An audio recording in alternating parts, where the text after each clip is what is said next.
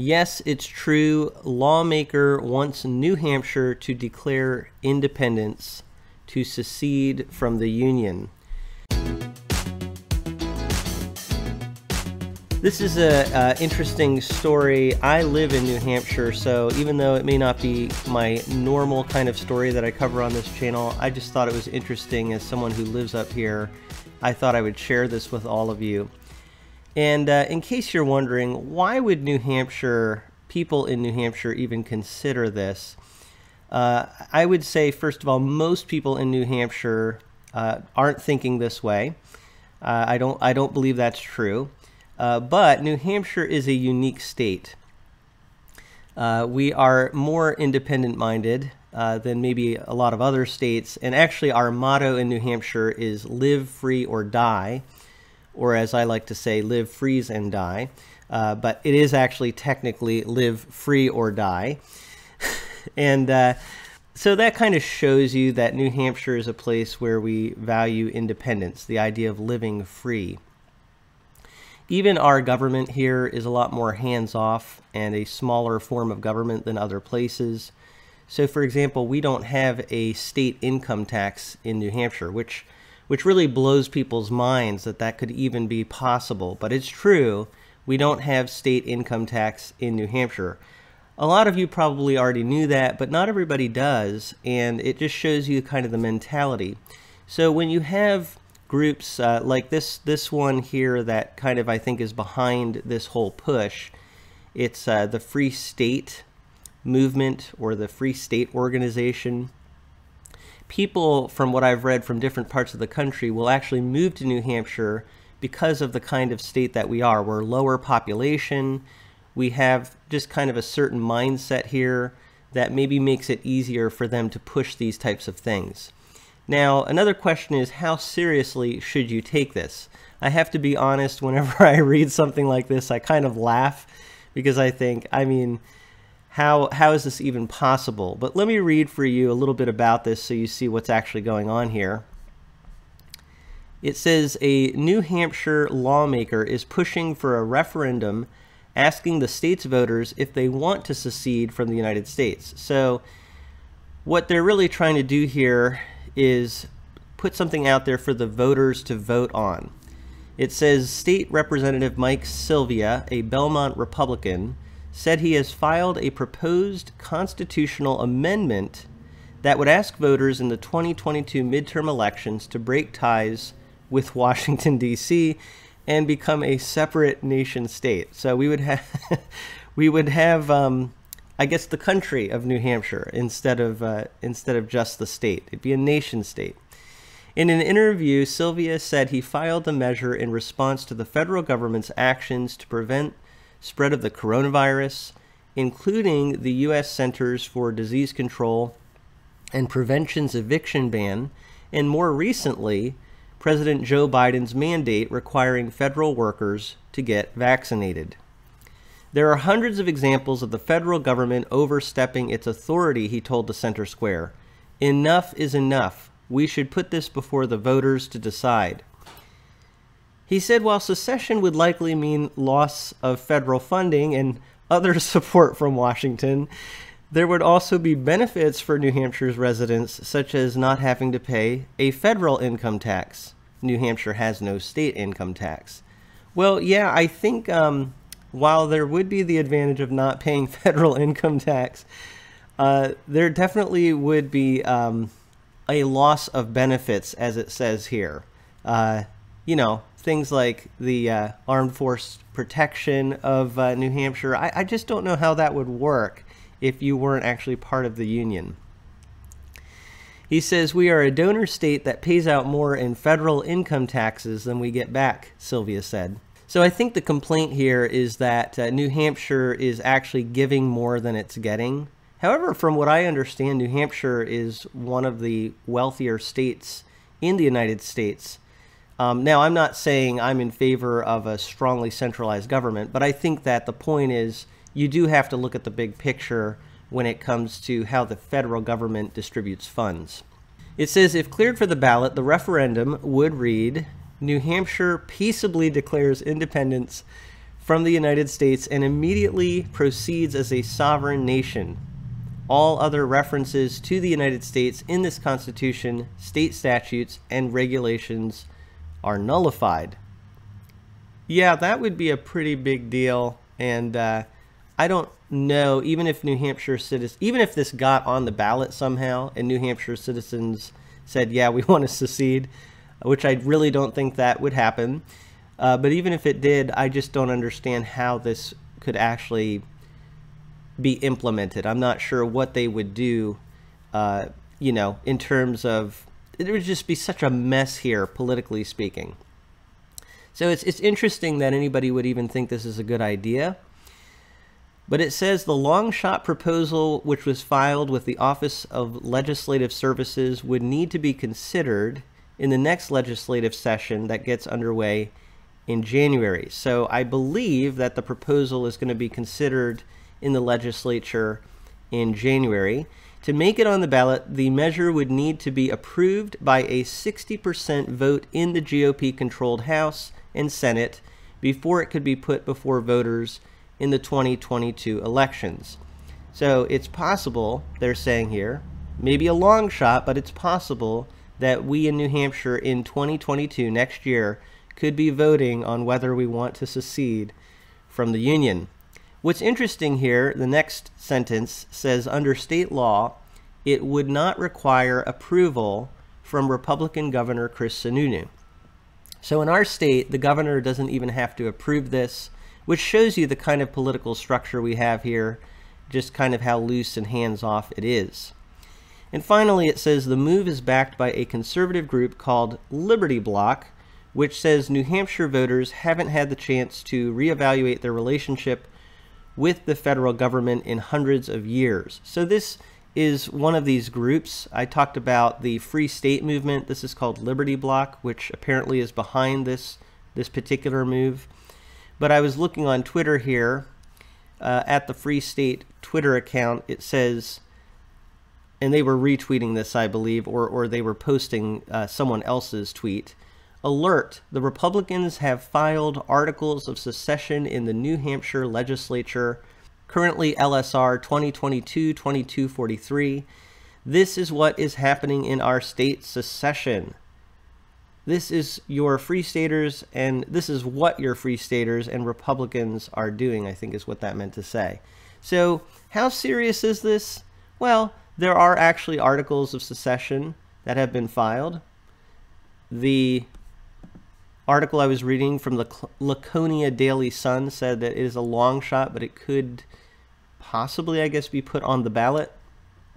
And the New Hampshire Union Leader paper actually has this poll here. Should the 2022 ballot include a vote on New Hampshire seceding from the United States as has been proposed? And so your choices here for the paper are yes, no, or ambivalent, which I think ambivalent means that you're kind of both ways about it. Yeah, I have the definition here. It means having mixed feelings or contradictory ideas about something or someone. And there might be a lot of people in New Hampshire that would say they feel ambivalent about this whole idea.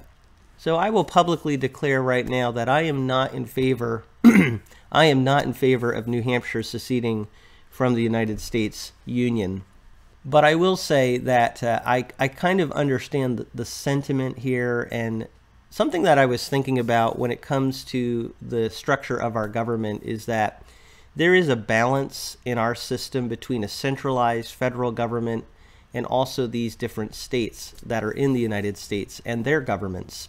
And one way that you could describe that relationship is like any kind of two-person relationship, for example, where on one hand, you do want there to be a tight bond.